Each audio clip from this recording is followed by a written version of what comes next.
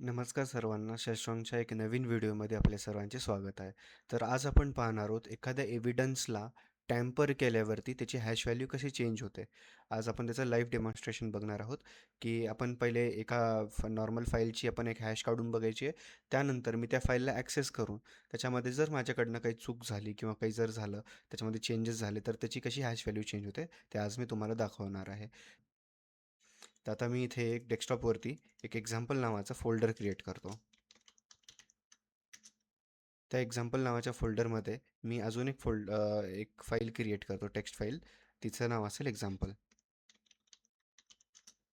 आणि ते example dot T x टीला मी ओपन करून इथे हॅलो फ्रॉम शेलस्ट्रॉम असं टाईप करून याला मी सेव्ह करतो. ठीक आहे, तर आता माझं काम झालेलं आहे. ही एक टेक्स्ट फाईल जनरेट झालेली आहे. आणि आता मी काय करणार की इथून जाऊन ती माझी जी फाईल आहे तिला मी चूज करतो. तर ती माझी फाईल डेस्कटॉपवरती एक्झाम्पलमध्ये इथे होती. तिला मी ओपन करतो. ओपन केल्यानंतर ना मी एस एच ए सगळ्या MD5 SHA-1 आणि SHA-256 सगळ्यांची हॅश काढणार आहे, कारण एकच फाईल आहे. ओके, तर इथं माझी हॅश कंप्लीट झालेली आहे. कंप्लीट झाल्यानंतर आपण इथं पाहू शकता की MD5 SHA-1 आणि SHA-256 ची हॅश आलेली आहे.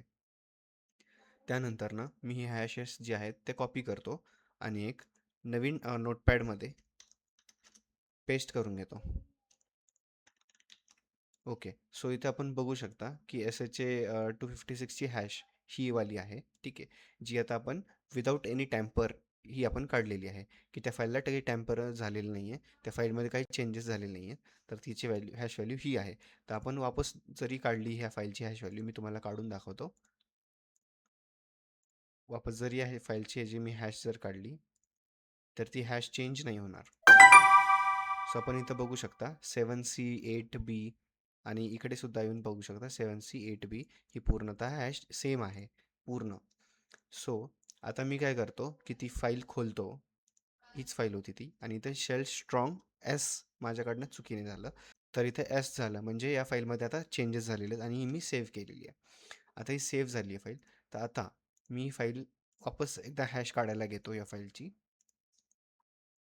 तो वापस एकदा ओपन करून घेतो मी ही फाईल आणि आता वापस एकदा SHA-256 ची मी हॅश काढतो.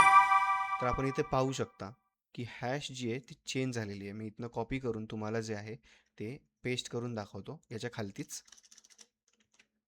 तर आपण इथं पाहू शकता ही आपली जुनी आहे, जुनी हॅश काढलेली. इथं टाईमसुद्धा बघू शकता आणि इथलचा टाईमसुद्धा बघू शकता. सो बेसिकली हॅश व्हॅल्यू जी आहे ती त्याच सेम फाईलची चेंजेस झाल्यामुळे चेंज झालेली आहे. तर याच प्रकारे जे आहे एव्हिडन्स जर आपला टॅम्पर झाला असेल तर त्या फाईलची हॅश या प्रकारे चेंज होते. धन्यवाद.